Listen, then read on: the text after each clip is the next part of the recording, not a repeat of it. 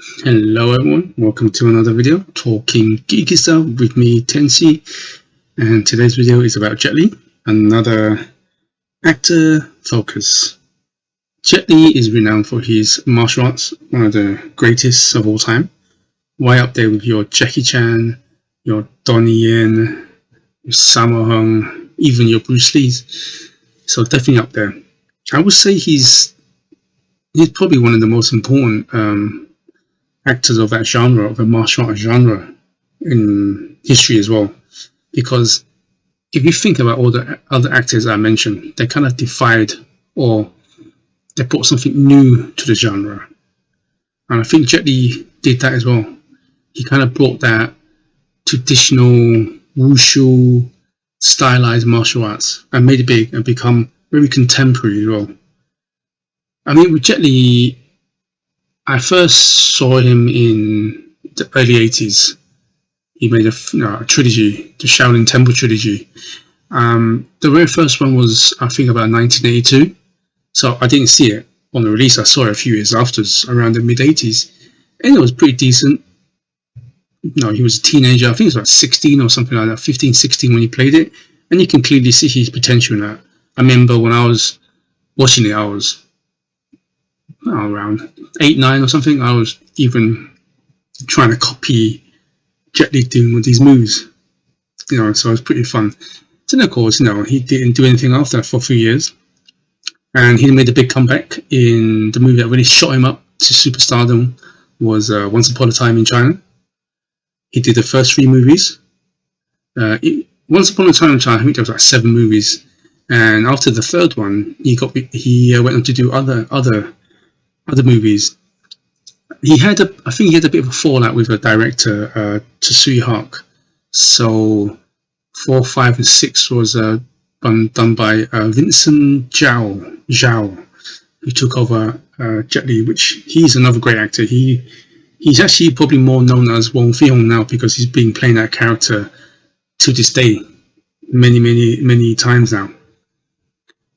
I think Jet Li came back for one last Wong Fei-hung called Once Upon a Time in China and America, which wasn't that good, so just forget that. If you're going to watch it, just watch the first 3 movies of Once Upon a Time in China. And so Once Upon a Time in China, the first one, I think it was 91 or 92, around that time when it came out, and I think it just blew up in the box office. It was something that was new, but at the same time very familiar, because China, Hong Kong, we grew up with loads of these folk heroes, folk tales, martial art movies, people flying around, fantastical gods and sorcery kind of movies. So we grew up with all that kind of martial arts. But what Once Upon a Time in China did was inject the fighting style. It had a combination of the rawness of what Jackie Chan brought in the 80s, but at the same time kept the stylized of the Shaw Brothers from the 70s, mixed with some of the traditional Shaolin, other martial arts around the world at that time. I know, and for that time, for a Hong Kong film, it was pretty big budget. He had a pretty decent set, good actors in there, good director. Yong Wu Ping was doing the action directing, so he had a great cast, great crew. And it was also based on the real-life Cantonese hero, Wong Fei-hung. And the funny story is, let me just break off a little bit, is about 2019, I went to Guangzhou in Canton, China, and actually went to Wong Fei-hung's school and school/museum. It's a great place, so anybody go to Guangzhou, China when things are easy to travel, I definitely recommend that place. There was a photograph of Wong Fei-hung, and Jet Li looks quite a lot like him, the real character. But anyway, back to that. Wong Fei-hung, he established that character. He injected life to it. I think that Jet Li, when you watch the Shaolin Temple and other small films before going to Once Upon a Time in China, he never really showed comedic side. But when you watch it, his timing is very good because they come off across quite funny in some of the films, and slowly his comedic timing got better and better and better. I think it shows more in the Legend of Fong Sayok 1 and 2. That's when his comedy really kicked in, and you realize, wow, Jet Li's actually pretty funny. Of course, Fong Sayok is another based on a real life character. Definitely check those two out for great martial arts. Speaking about that, a lot of Jet Li's characters are based on real life people, like the Tai Chi master. He's based on the legendary Zheng Samfeng, the creator of Tai Chi. He was the head of a Tao temple back in the Song dynasty, I think. Another great one I think definitely should check out is Fist of Legend. He plays a character called Chun Zhen. He's fictional. He's actually the same character that Bruce Lee played in Fist of Fury, sorry. And speaking about the fictional character, in the Fist of Fury and Fist of Legend, if you watched it, you come in and Chun Zhen avenges his master. And that master is actually the same character that Jet Li plays in Fearless. Fearless is based on another real life character. It's called Fort Yun Gap. And he was up north around the Shanghai area.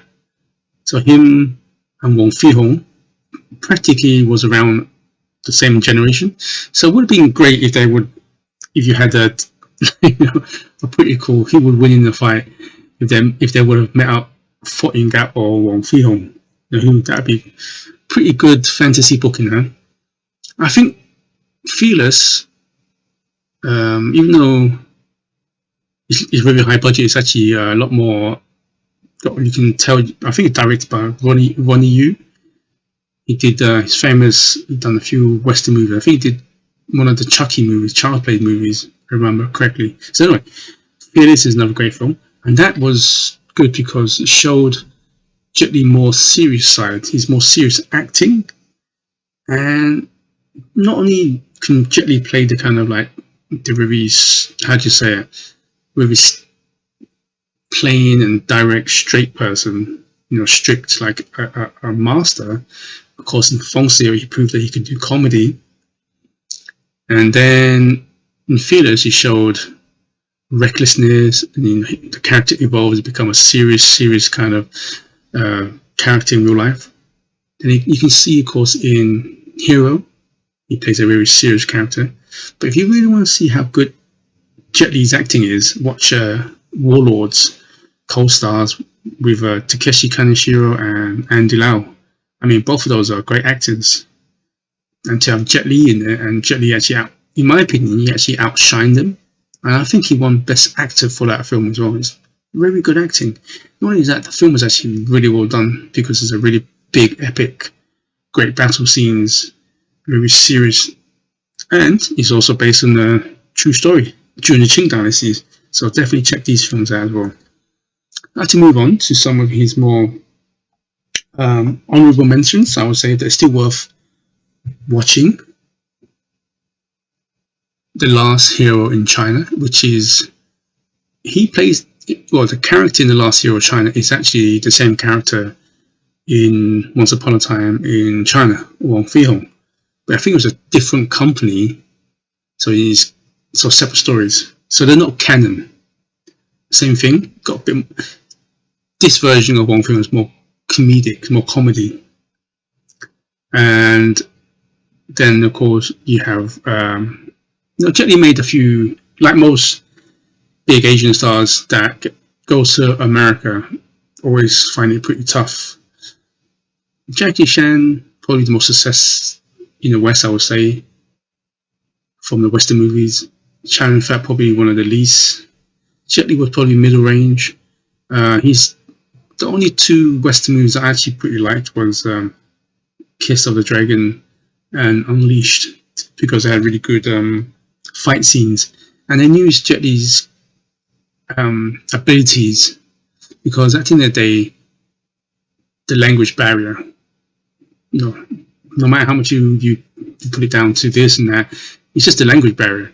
If Jet Li's English is better, I think he can do better acting roles, because anybody would tell you speaking in a different language that you're not good at and acting at the same time is tough.